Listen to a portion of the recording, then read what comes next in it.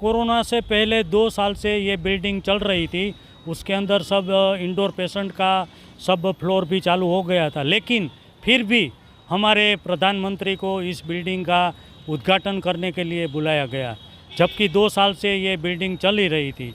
तो 2 साल के बाद जब प्रधानमंत्री यहाँ इंस्पेक्शन करने के लिए आए, तो इंस्पेक्शन के बाद पीएम कार्यालय ने यहाँ के कॉरपोरेशन को और यहाँ के कलेक्टर को 10 करोड़ रुपए का पीएम विजिट का खर्चे का बिल दिया, और कॉरपोरेशन ने, कलेक्टर ने, जिला पंचायत ने, हॉस्पिटल ने, सब ने मिल के अपना थोड़ा थोड़ा करके ये 10 करोड़ का जो बिल आया था पीएम कार्यालय को, वो भरने की कोशिश की।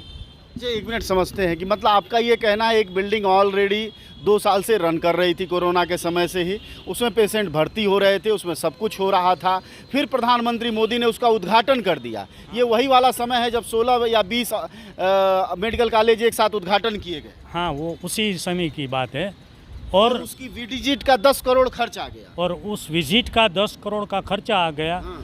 कैसे आ गया वो तो पीएम कार्यालय ही जानता है, लेकिन यहाँ कलेक्टर को आदेश कर दिया, तो कलेक्टर ने पीएम कार्यालय का जो आदेश था वो पूरा करने के लिए जी जान लगा के 10 करोड़ का जो बिल था वो उसने सबसे ये बड़ी बात कह रहे हैं, इसके साक्ष्य के तौर पर कुछ है आपके पास? ये जानकारी का स्रोत क्या है?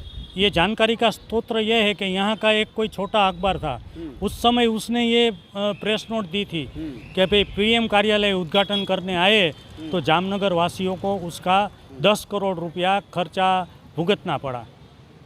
ये तो आश्चर्य है। खैर, और अस्पताल की क्या हालत है यहाँ?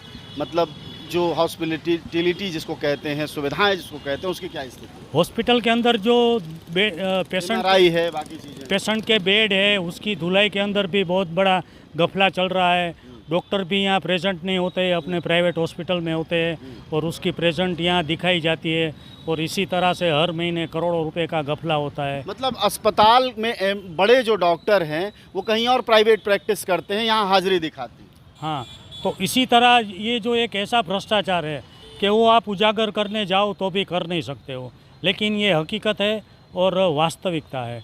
दूसरी बात ये है कि यहाँ की जो मेडिसिन डिपार्टमेंट है, मेडिसिन डिपार्टमेंट के अंदर जो आम दवाएं बोलते हैं, जैसे कि डायबिटीज़ है, बीपी है, फिर शुगर चेक करने की जो स्ट्रिप है, वो कभी ना कभी ख़त्म हो जाती है, और 10 दिन, 15 दिन, 1 महीने तक आती नहीं है।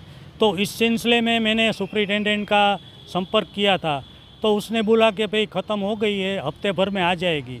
तो हफ्ते भर तक जो डायबिटीज़ का पेशेंट है वो अपना शुगर चेक करवाने के लिए प्राइवेट में जाना पड़ता है। तो इसी तरह मैंने सुपरिटेंडेंट को ये भी बताया कि हर सुपरिटेंडेंट को गवर्नमेंट 10 लाख रुपया इमरजेंसी बजट देती है। वो 10 लाख का खर्चा आप कोई भी बिना बजट के खर्च कर सकते हो, तो इसमें से आप क्यों उपयोग नहीं करते हो? तो उसमें सुपरिटेंडेंट कुछ बोल नहीं पाए। और साथ साथ में ये भी बात है कि यहाँ पिछले 2-3 साल से यहाँ का MRI मशीन बंद है। MRI मशीन की अभी जो नई रेट है वो कम से कम 1 करोड़ 15 लाख की आती है। तो ये 1 करोड़ 15 लाख गवर्नमेंट के लिए कोई बड़ी बात नहीं है।